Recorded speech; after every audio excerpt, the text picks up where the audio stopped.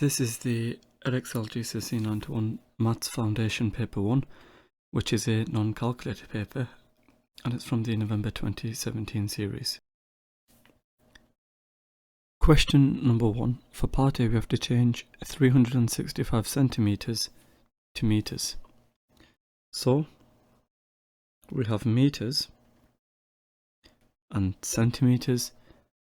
To go from meters to centimeters, we times by 100. Centimeters to meters, we divide by 100.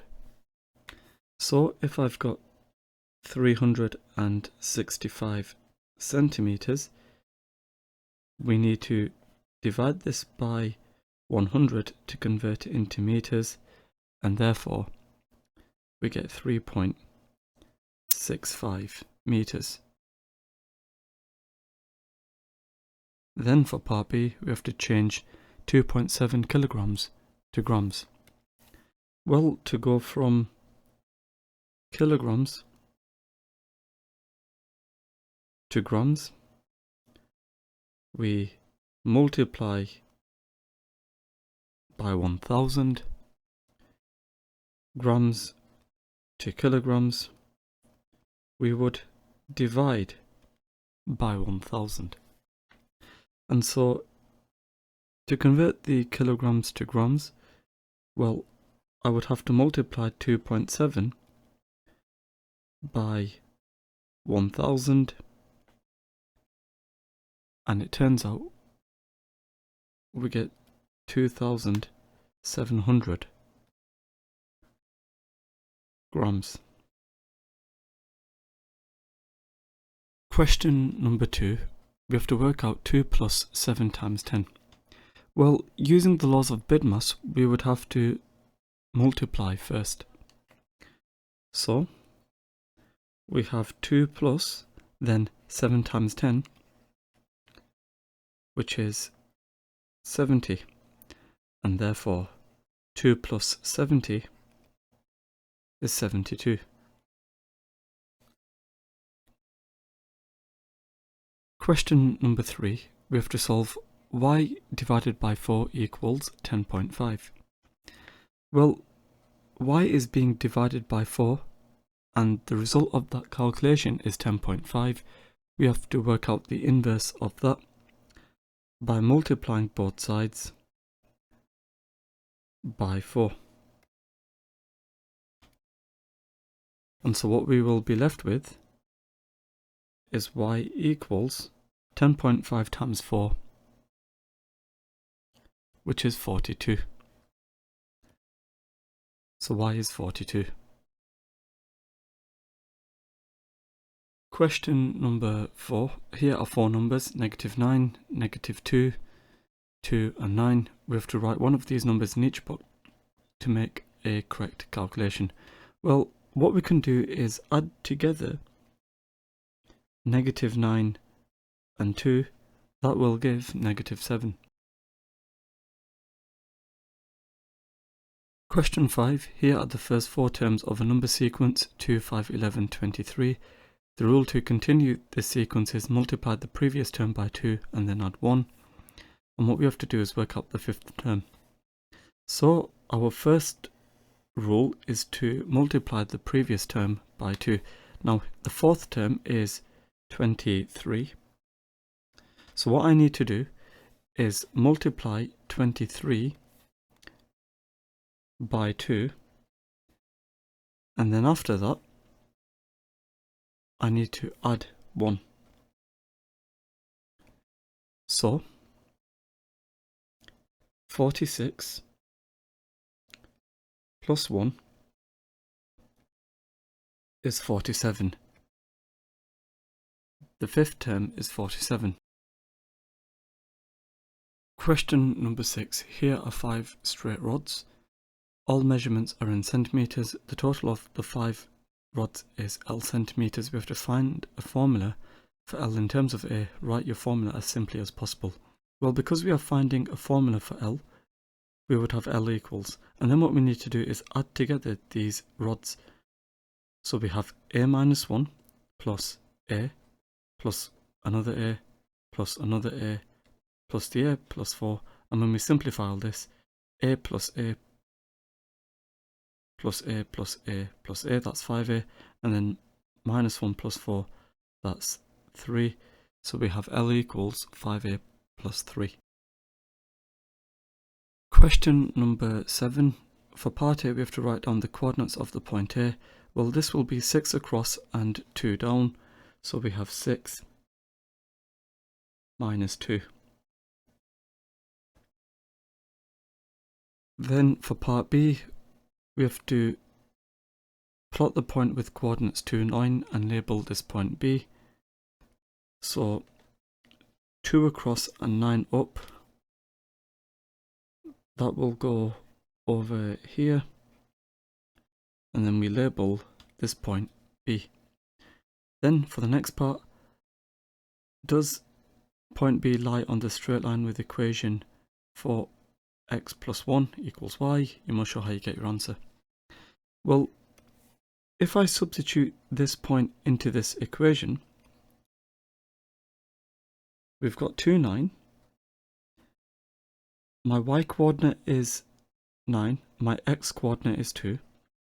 So we've got 9 equals 4 multiplied by 2 plus 1. 9 is equal to 8 plus 1. 9 is equal to 9. And therefore, what we can conclude is B lies on y equals 4x plus 1. And then for part C, on the grid, we have to draw the line with equation x equals minus 2. So x equals minus 2, that will be a straight line, and every x coordinate on this straight line will have x coordinate minus 2. So when we come to draw that,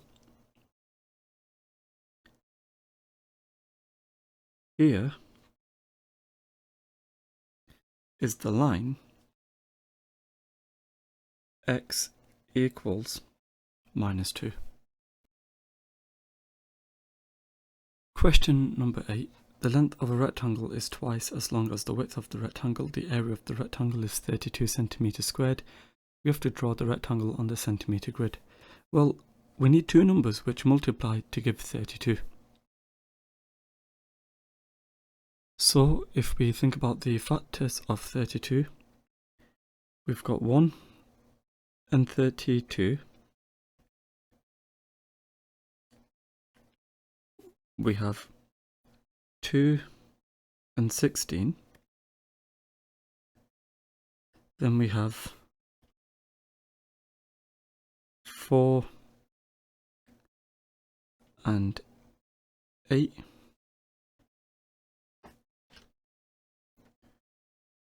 And these are the only factors of 32. So what we could have is the length being 8,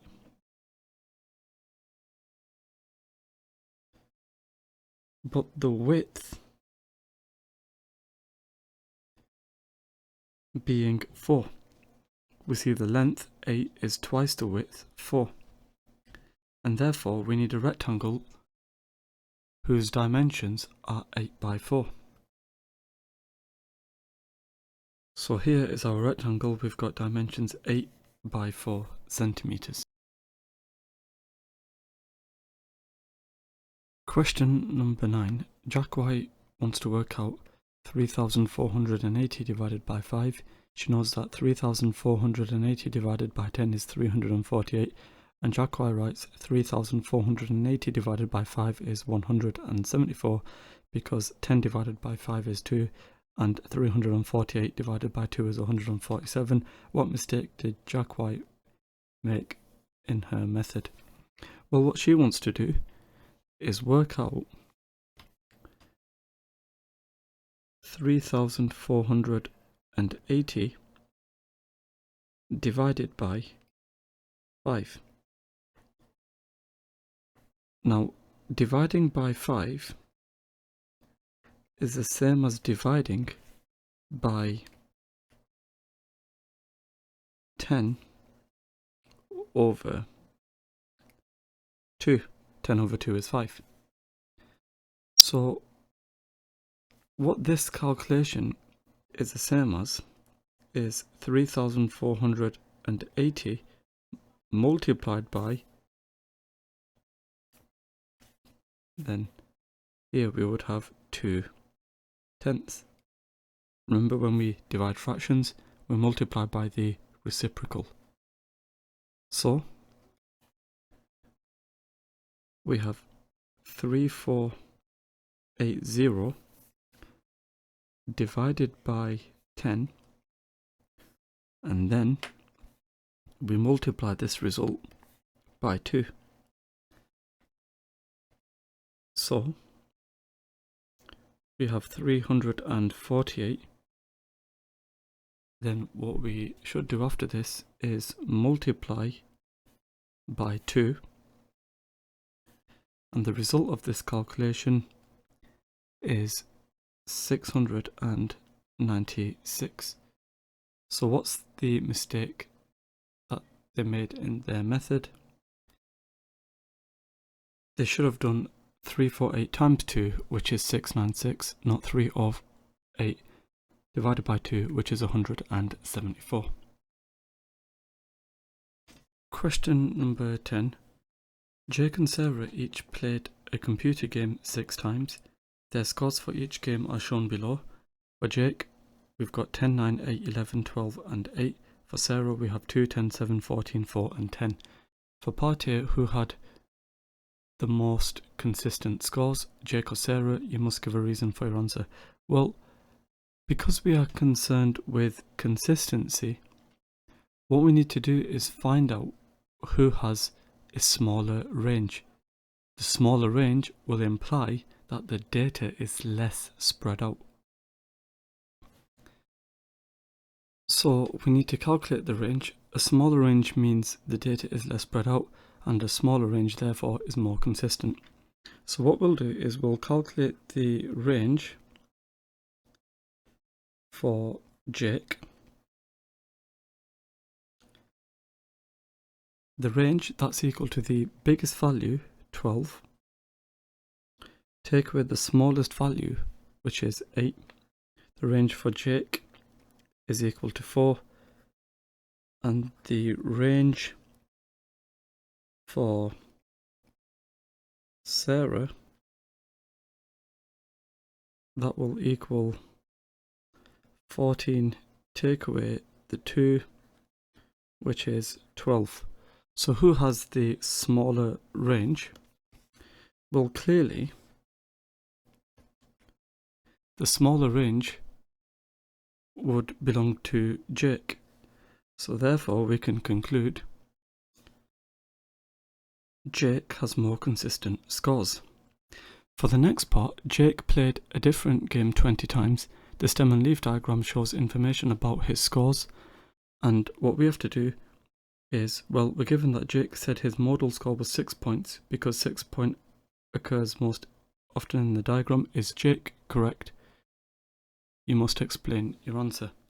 Well, first of all, mode means most common, and the most common is 26, not 6. So the mode is 26, and because the mode is 26, we can therefore conclude Jake is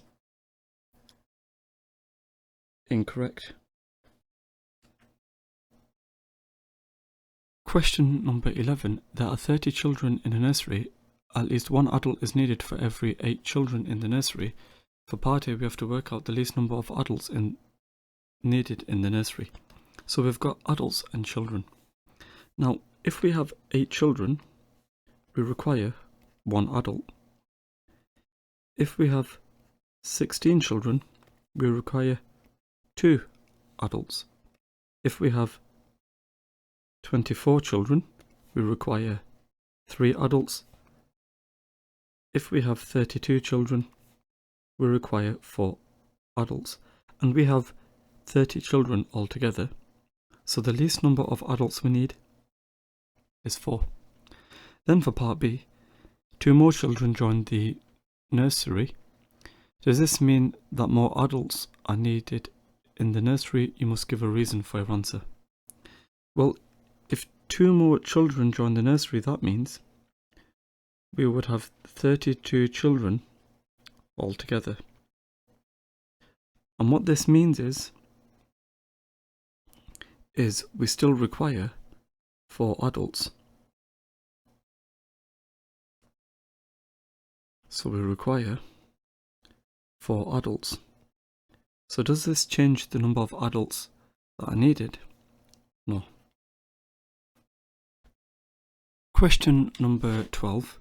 Emma has 45 rabbits. 30 of the rabbits are male, 8 of the female rabbits have short hair, 12 of the rabbits with long hair are male. For part A, we have to use the information to complete the two-way table. So first of all, we know altogether we have 45 rabbits. And then we know that in total 30 of the rabbits are male. So in total, male, that's equal to 30. We also know 8 of the female rabbits have short hair. So short hair female is 8. And we know as well 12 of the rabbits with long hair are male. So male long hair, that's 12. And what we need to do is fill in the rest. 45 take away 30, that's 15. 15 take away 8, that is 7. 30 take away 12, that's 18. 12 plus 7, that's 19. 18 plus 8 is 26. Then one of Emma's rabbits is chosen at random. We have to write down the probability that this rabbit is a female with short hair. So in total, we know we have 45 rabbits, and of those 8 are female with short hair, so the probability is 8 over 45.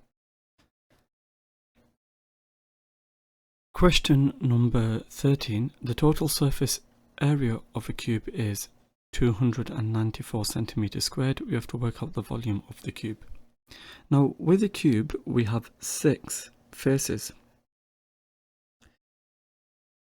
and in total for these 6 faces the area is 294 centimeters squared. What we want to do is find out the length of one side of the cube.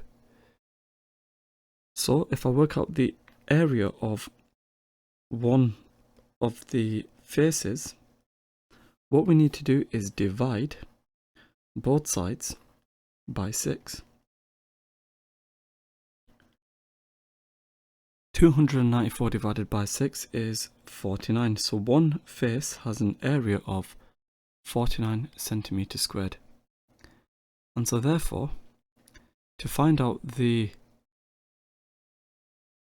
length of one side, well, what we're saying over here is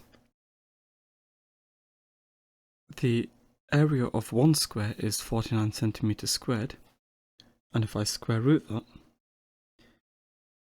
each side of the square is 7 centimeters. And so therefore, for the volume, we would have 7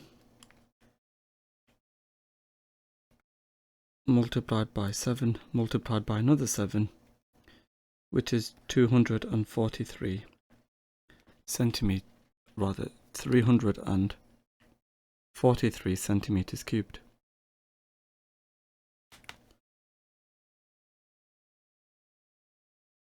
Question number 14. Here are 2 fractions, 7/5 and 5/7. Which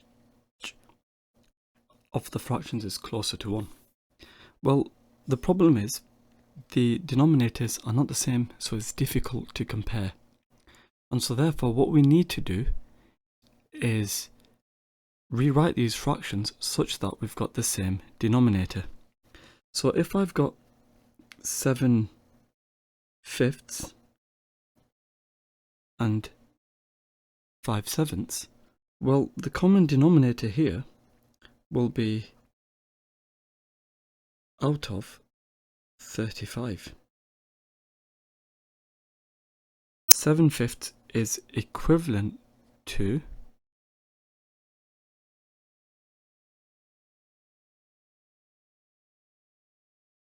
49/35, and 5/7, that's equal to 25/35. Now, the best way to approach this question is to think of a number line.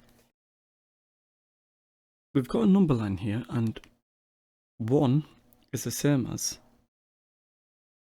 35 over 35. And here we've got 25 out of 35, and here we've got 49 out of 35. So the way we approach this then is to think to ourselves, well, from here to here, how many do I go across by? Well, that is 10 out of 35. And similarly, here to here, how many do I go across by? Well, 35 to 49, we add on 14 out of 35. So which one is closer to 1? Well, clearly this fraction is closer to 1 than 49 over 35. So the fraction that's closer to 1 is 5/7. So 5/7 is closer to 1. Question number 15. There are only red buttons, yellow buttons and orange buttons in a jar. The number of red buttons to the number of yellow buttons to the number of orange buttons are in the ratio of 7:49. We have to work out what percentage of the buttons are in the jar are orange. So if we think about orange, well, I've got 9 of them which are orange out of a total of 7 plus 4 plus 9.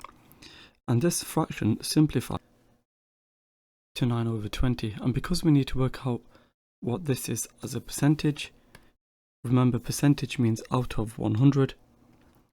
So if I times the bottom by 5, I would also have to multiply the top by 5 to get 45.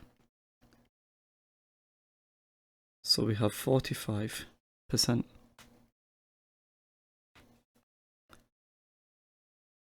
Question number 16. Berenica wants to buy 35 t-shirts. Each t-shirt costs £5.80. Berenica does the calculation 40 times 6 equals to 40 to estimate the cost of 35 t-shirts.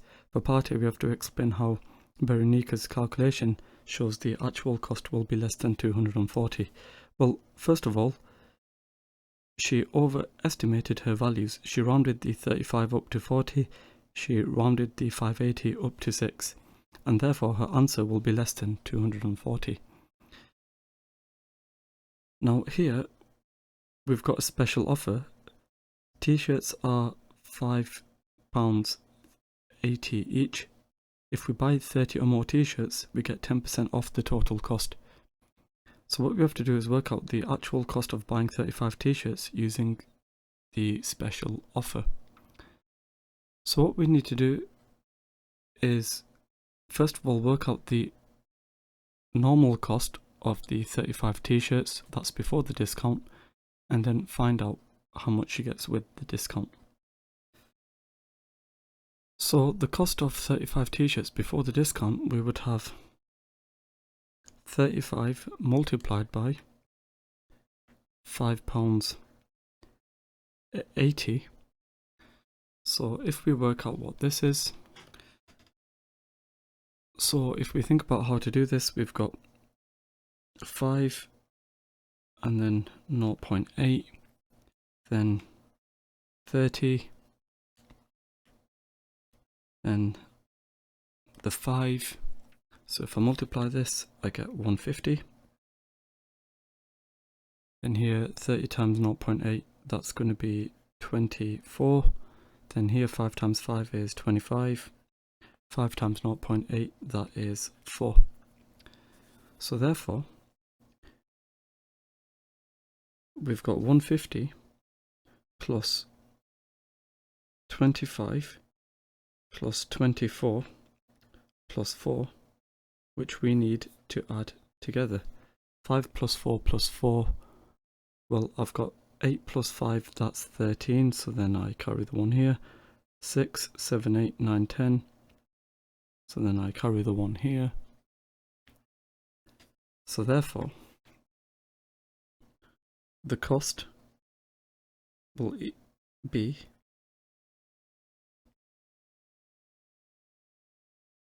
£203. So now we need to apply the discount. Now we get 10% off the total cost with our discount. So 10% of 203, that's equal to £20.30. And therefore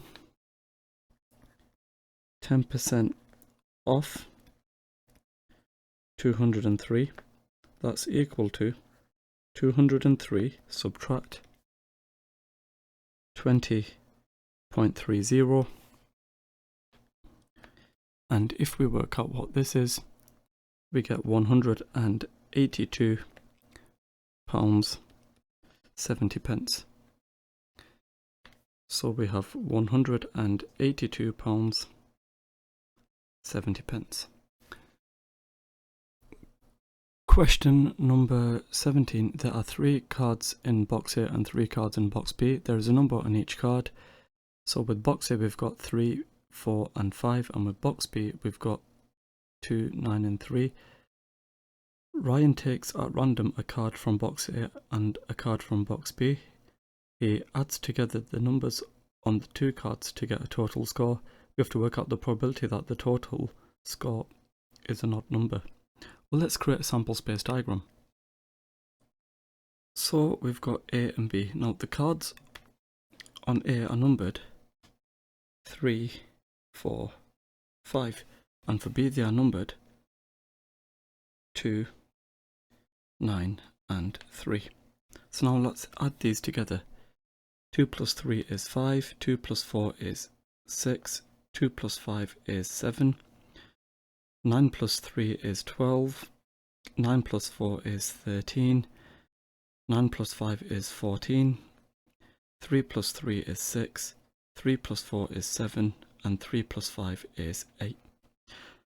So what we can see is we have a total of 9 numbers, and of these 9, how many are odd? Well,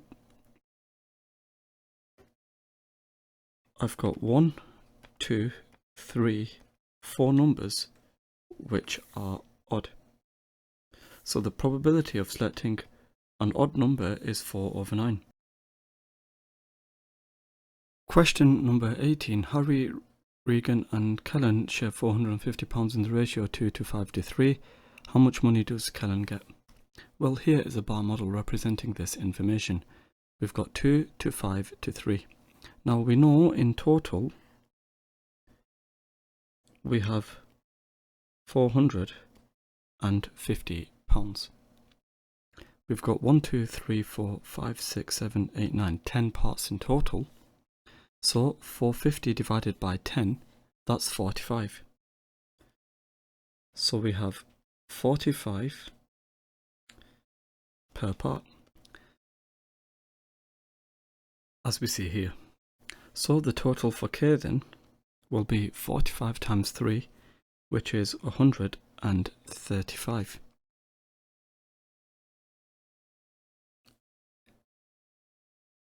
Question number 19. Here is a list of ingredients for making 16 flapjacks. We require 120 grams of butter. We require 140 grams of brown sugar, 250 grams of oats, and 2 tablespoons of syrup. Jenny wants to make 24 flapjacks, and we have to work out how much of each of the ingredients she needs. Well, if we create a table like the one here, we know how much we have for 16 flapjacks. If we halve this, we can find out what we need for 8 flapjacks, and if we add these together, we can find out how much we need for 24 flapjacks. So if I fill in the missing information for 16 flapjacks, we've got 120 butter, 140 sugar, 250 oats, 2 tablespoons of syrup. Halving these for 8 flapjacks, we've got 60 for butter, 70 for sugar, 125 for oats, and 1 tablespoon for syrup. And now if I add these together, 120 plus 60 is 180,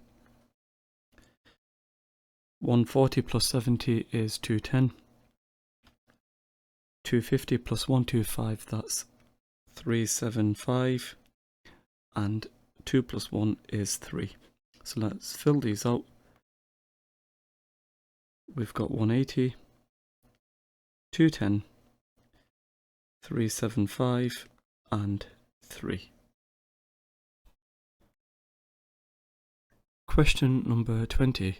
Ami and Josh use a calculator to work out 595 divided by 4.08 squared plus 5.3.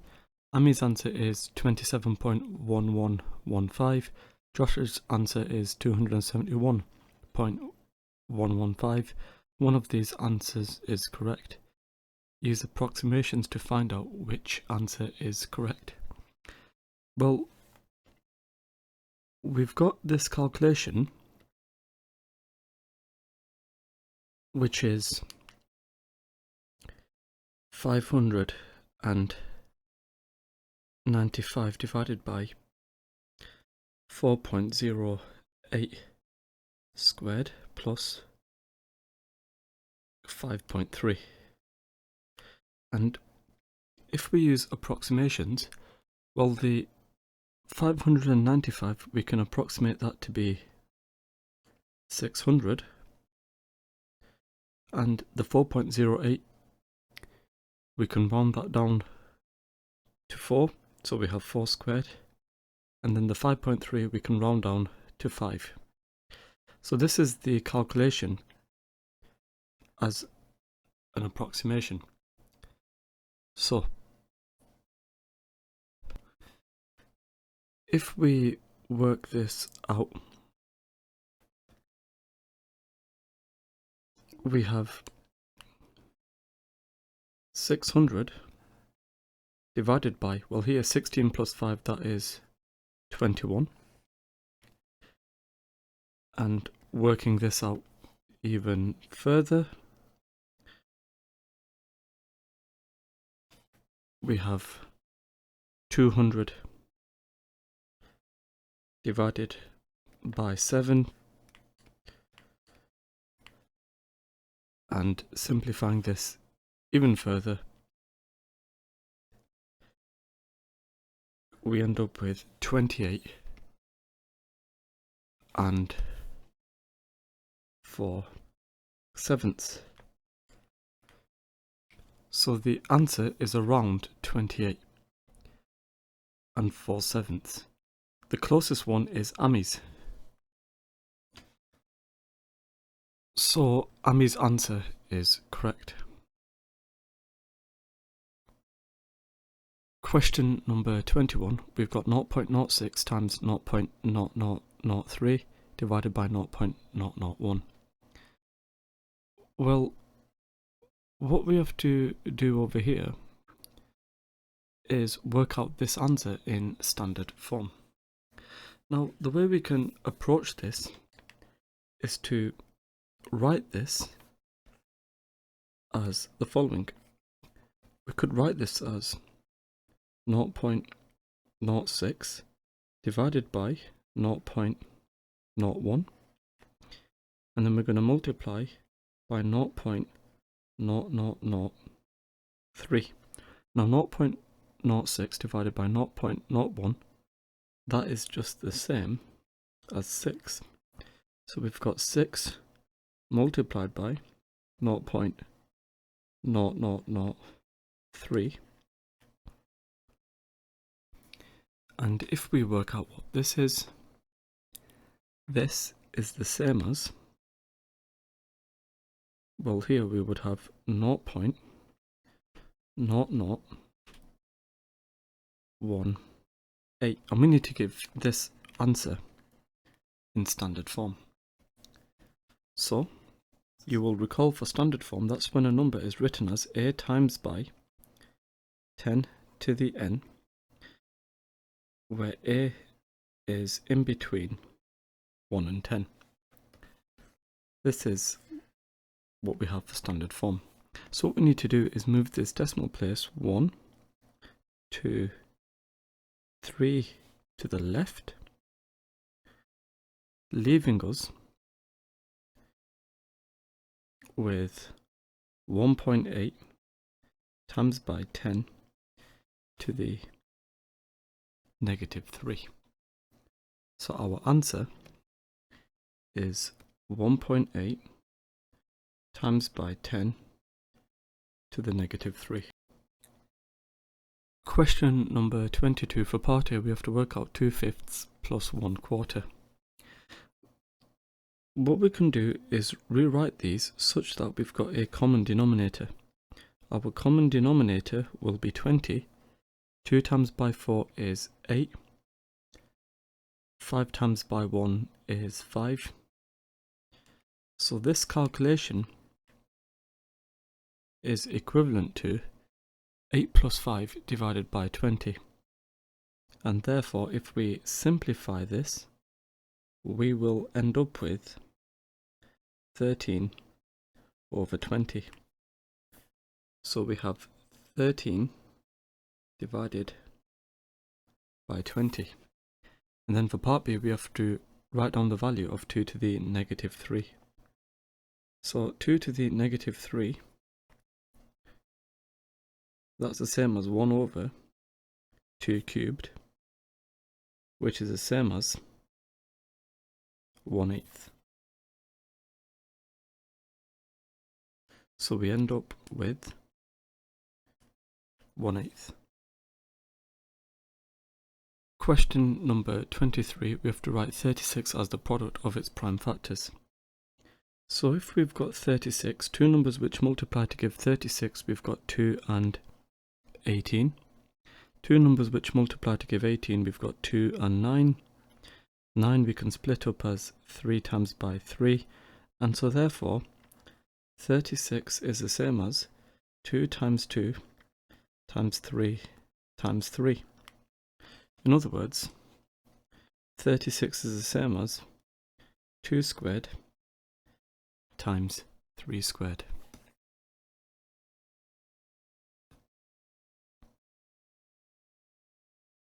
Question number 24. Kiara is 7 years older than Jay. Martha is twice as old as Kiara. The sum of their 3 ages is 77. We have to find the ratio of Jay's age to Kiara's age to Martha's age. Well, if we let Jay's age equal x, then Kiara's age is x plus 7, 7 years older than Jay, and Martha's age is twice x plus 7. She is twice as old as Kiara. Now, the sum of their ages is 77, which means x plus 7 plus 2 times x plus 7 is 77. So 4x plus 21 is 77.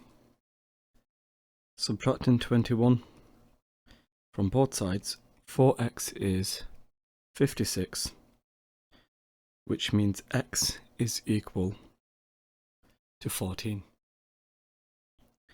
So therefore, the ratio of their ages, well, first of all, if that's the case,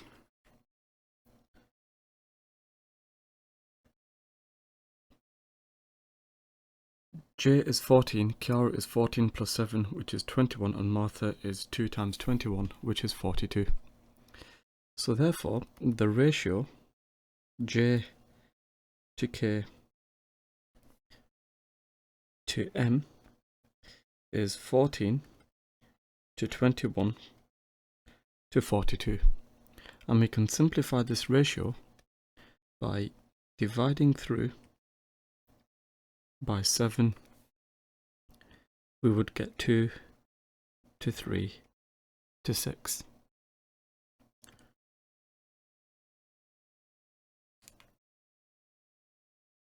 Question 25.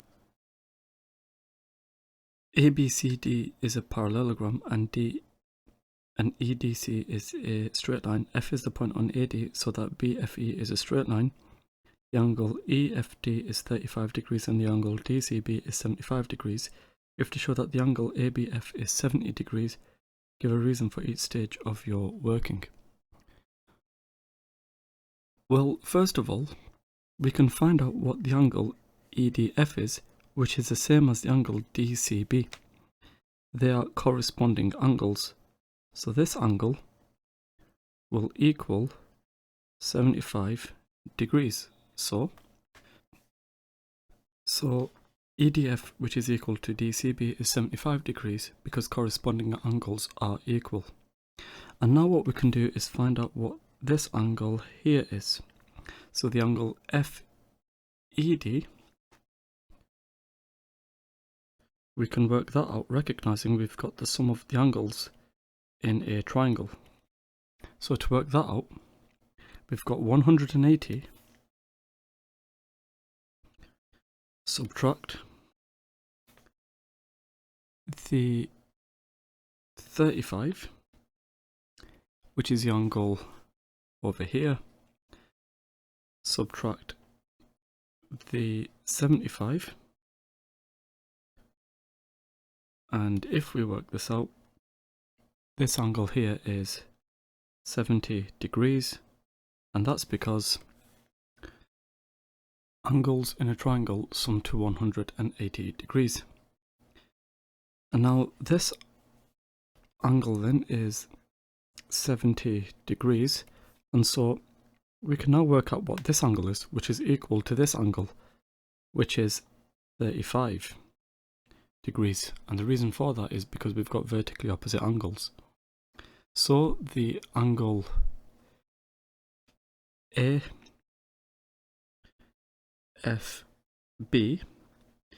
is equal to the angle EFD,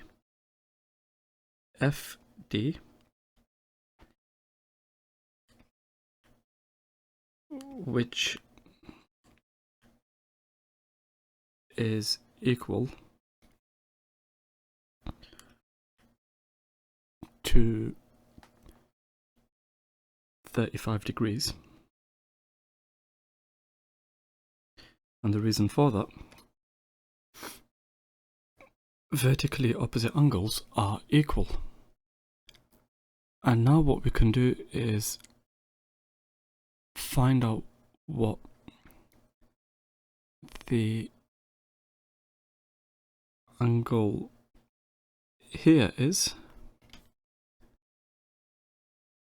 This angle is equal to the angle DCB, which is 75 degrees, because we've got the opposite sides of a parallelogram which are equal.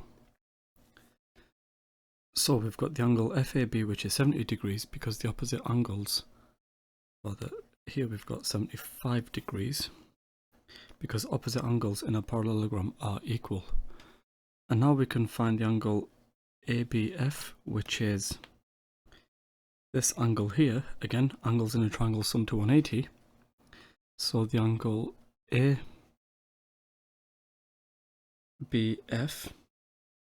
that's equal to 180, subtract this 75,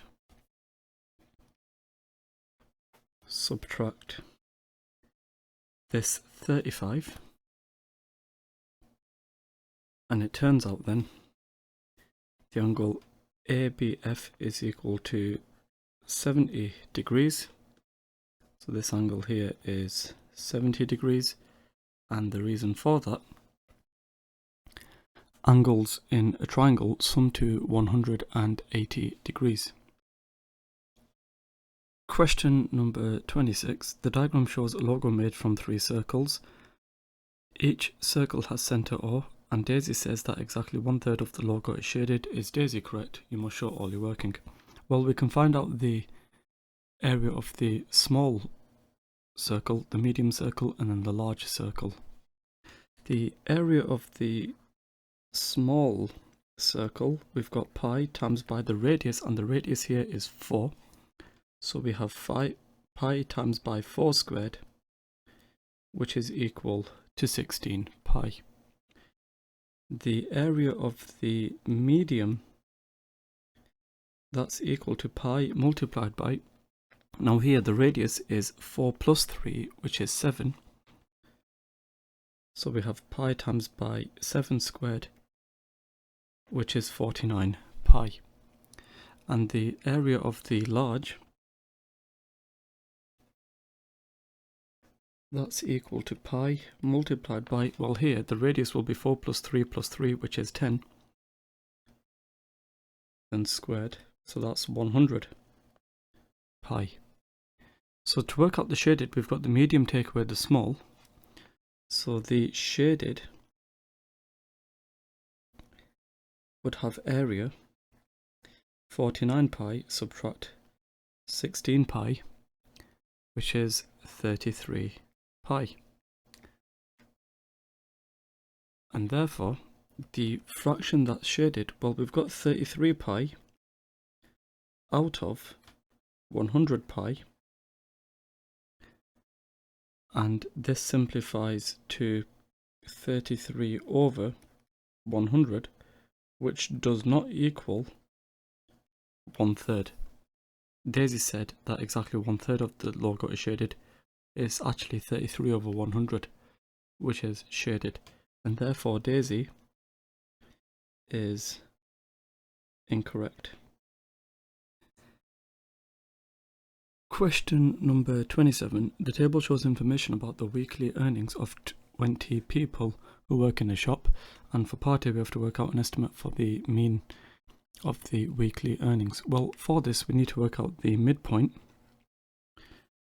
of each of these intervals. Here we have 200, here we have 300, here we have 400,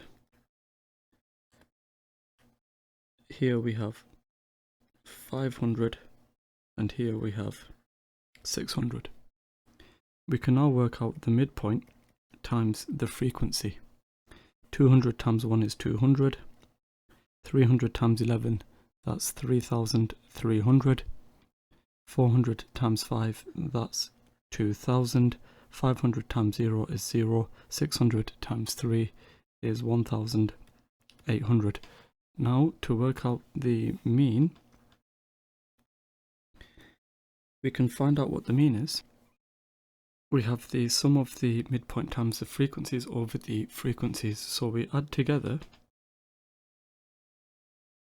200, 3,300, 2,000, 0, and 1,800, and in total we are told she has 20 people, so we divide all this by 20.